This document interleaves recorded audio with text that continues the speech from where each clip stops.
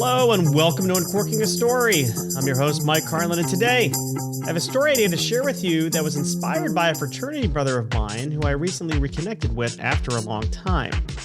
The story starts back at the University of Connecticut in the early 1990s. I pledged the Kappa Sigma fraternity back in the spring of 1992, and I want to say that the following fall, though I could be kind of off about the semester, but I think it was, the fall of 93.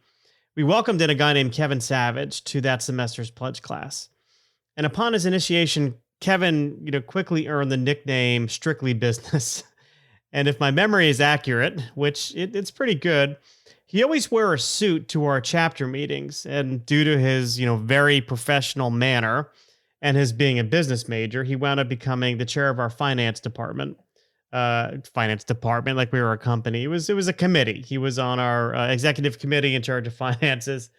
And in retrospect, our finances weren't all that hard to manage because we weren't exactly the rich kids on campus by any stretch of the imagination. Anyway, Kevin has always kept things very straight-laced and very professional. He really didn't get into all of the late night, let's say, hijinks that some of the rest of us may have gotten into. I remember one night in particular, Kevin came into our fraternity house. It was quite smoky at the time, quite a smoky smell, skunky smell going on in that house. And he didn't get angry that often, but he kind of lost his mind a little bit on those of us who were watching, let's say, a late night program in a smoky atmosphere. I'll leave it at that. Anyway, one night we had this pledge event at our house, and this particular pledge class, Kevin, of course, was a brother by then, wasn't really coming together. They weren't really gelling, let's say, as a unit. And that's really what, the whole, we call it pledge education, but the whole pledge program really is about taking these strangers and bringing them together, having them come together as one group, as one team. And because they weren't really doing that, we had a brother who decided that it would be a good idea to line them all up and impress upon them all the ways in which they were screwing up. And in practical terms, this involved bringing them to the basement of our house, which was called Yellow House because, as you can imagine, it was yellow. Bringing them down to the basement, and in the dark, we lined them up, and they were getting yelled at. Okay, not proud of this, by the way. It actually made me very uncomfortable because I hate conflict. Even back then, I would do anything to deflect in these tense situations, and my go-to was always humor. Shocking for anybody who knows me as a kind of comedic writer or stand-up. I'm sure you're shocked about that, right? So anyway, all these pledges, these young men are lined up in the dark, and brothers start ripping into them. They start yelling at them. This is what would be called as perhaps negative reinforcement or punishment, if we're thinking about this in behavioral terms. Anyway, the tension was building in that basement. I knew my turn was coming up. And as a member of the executive committee, I had to sort of share my thoughts. But here's the thing. Kevin, who wasn't even there that night, has a very distinct voice. And I've got this knack for doing impressions, right? I can mimic people pretty well. Without even thinking about what I was going to say, when it was my turn, I started laying into these kids, not as me, but as Kevin Savage, which actually helped me overcome this cognitive dissonance that I was feeling in that situation. Now, they didn't know that it wasn't him because, again, they were kind of all in the dark. And I caught all of the brothers who were in the basement at the time off guard.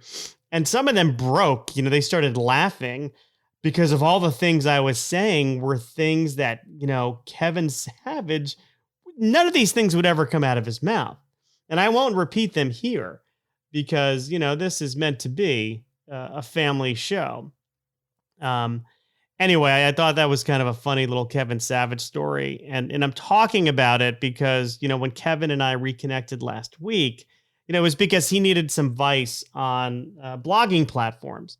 And I was happy to share my advice with him. And yesterday, he actually sent me his first post that he put up publicly on that platform, and it actually really made my heart melt. So a little bit of a backstory here: Kevin and his wife take in foster children, and his first post that he shared yesterday that I read was entitled "Her Skin is Darker Than Mine." And it was a reflection on how his foster daughter, who has now been kind of reunified with her family of origin, really touched the lives of both Kevin and his wife. And I really do encourage you to read it. There'll be a link to it in the write up for this episode. But if you go to sav.strong.blogspot.com, that's sav.strong. I'm sorry, sav-strong.blogspot.com. You can read it there. And it got me to thinking, about male stereotypes because Kevin really opened up in this. And I'm a very hands-on dad. I always have been.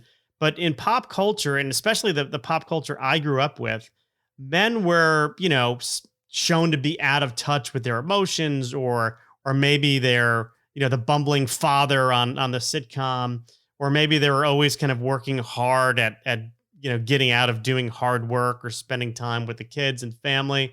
Now think about it. How many times did Deborah call Raymond an idiot on Everybody Loves Raymond? Idiot.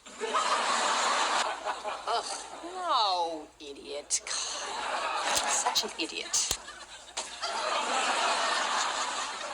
Idiot. Look, I'm not whining about how men have been portrayed on TV throughout the years, but I do believe that there are more guys out there like Kevin than there are the Ray Barones, the Sam Malones, or the Joey Fatones. I mean, Joey Fatone wasn't even on a sitcom to my knowledge, but you know what? The alliteration worked. Um, Now, recently, I did speak with a few regular guys about life during the pandemic, and Ahmad is the first voice you're going to hear in this clip. He works in IT for a company in Chicago. His observations will be followed by that of Darnell's, or those of Darnell's, who works in athletics for a big Division One collegiate track team out in Arizona.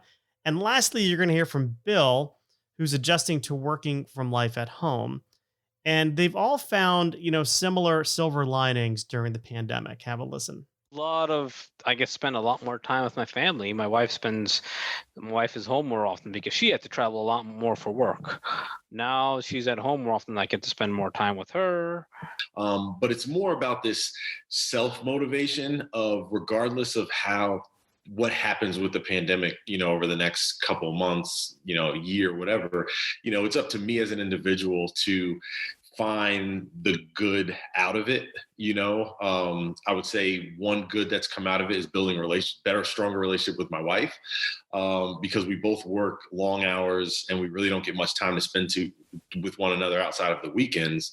Now we spend way more time than we ever have. So I think it's trying to take advantage of the positives within this larger negative. I get to see I'm seeing them more now than ever in my life, and so that's has opened my eyes, and it's a beautiful thing. That is probably the best thing that has come from COVID for me, is I've got to see my family more now than ever. So, I hear people joking all the time that they're getting sick of the people around them. And yes, of course, look, it does get too close for comfort at times, living at home with all these people and not going out as much as we used to. And we have triplets at home. They just started college this year. And my wife and I had visions of being empty nesters and kind of reconnecting without, the constraints of having these kids at home. And what you could read between the lines on that one. And it didn't work out that way. Now, I suppose you could argue that, having kids at home shouldn't, be a reason to put your intimacy on the back burner. And that's absolutely true. You're not going to get an argument from me there. But then again, having 3 18-year-olds screaming about where the controller to the Fire Stick is, can be a mood killer. I'm just saying. Anyway, the point is, we can choose to look at, their being home as a curse, or we could choose to look at it as being an unexpected gift. And that choice will dictate our attitudes and our behavior. No, there's no doubt about that. The other day, I was actually looking through some old pictures of our kids when they were like 3 or 4, and I found myself missing them. Missing them at that age. My little babies, my little guys. I know it's very cliche to say it, but really, for all you kind of parents out there who still have little ones at home, they do grow up too fast. One day they're asking you to buy them some tchotchke at a St. Patrick's Day parade, and you know that this piece of junk toy is just going to break on the walk back to the car. But then, you blink your eyes and you wake up one day and you've got tuition and room and board bills totaling, tens of thousands of dollars for one semester. So, thinking about it that way, I'll take that little broken tchotchke any day of the week. I've also, been fortunate enough to work from home for years. But I also, used to get to spend a lot of time on the road. And I do kind of miss that adventure of sorts, that sort of adventure of going to different cities, meeting people in person, having those little adventures. And there were times I actually felt guilty about it. One year, and I was working for Unilever at the time. I was invited to a sales meeting out in San Diego. Yeah, I live in Connecticut, so get to fly all the way across the country to some beautiful weather. And one day we had the afternoon free. So this guy, Mike Dashnaw, a great guy, thought it would be a good idea for the two of us to take in an afternoon Padres game. So we bought some tickets on the street. We took in a few innings, and now we're sitting in the Southern California sun. It was beating down on us. When I came back to Connecticut, this was like a 2-day trip. A couple days later, I had a sunburn, and my wife was like, "I thought you were going for business meetings. What's up with the sunburn?" And I told her, I said, "You know what? I got it while I was running. I'm a big runner. Not uncommon for me to run when I'm on a business trip. So that I thought was the end of that. But then she did my laundry, and she found the ticket stub. And yeah, I did lie to her because I did feel bad about having this little adventure while she was at home with the kids. And this is something that now we kind of laugh about it to this day. But the reason why I'm sharing the story is that I do, miss those little adventures. I do miss the thrill of travel. Um, but I also am choosing to look at the gift I have in return for not being able to do those things. And that gift is having more time at home with the family. So I'm going to attempt to bring this all full circle.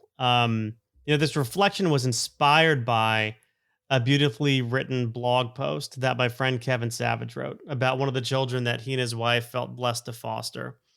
And then I thought of the 3 guys I met last week who shared how blessed they feel to be able to spend more time with their families, and reflected on how fortunate, we all are to have this time with our families. And the thing is, this may not have happened. I may not have been inspired to put this together if I hadn't connected with an old friend last week. So, thinking about that, I've got 3 challenges for you this week.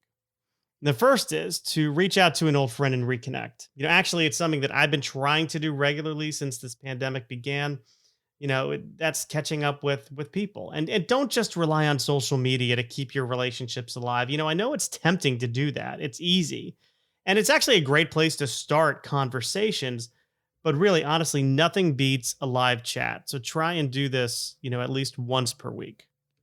Now, the second challenge I have for you is, is the following. So Kevin and I reconnected because he came to me for advice and he came to me for help. And I recognize that how hard it is for me to do that. It's very hard for me to go to anybody and ask for help. Ask my wife. It has been an issue for us. And that's something that I'm working on. I used to feel that I used to have the answer for everything and take responsibility for every little thing. Look, I was the guy in the group projects in high school or college who would do most of the work, not because the people I was working with were lazy, but because either I didn't trust what their output was going to be, or I figured, hey, you know what? I know what my standards are, and I know I'm going to do it better than anyone else. And that's terrible thinking, because it just, it leads to you feeling overwhelmed.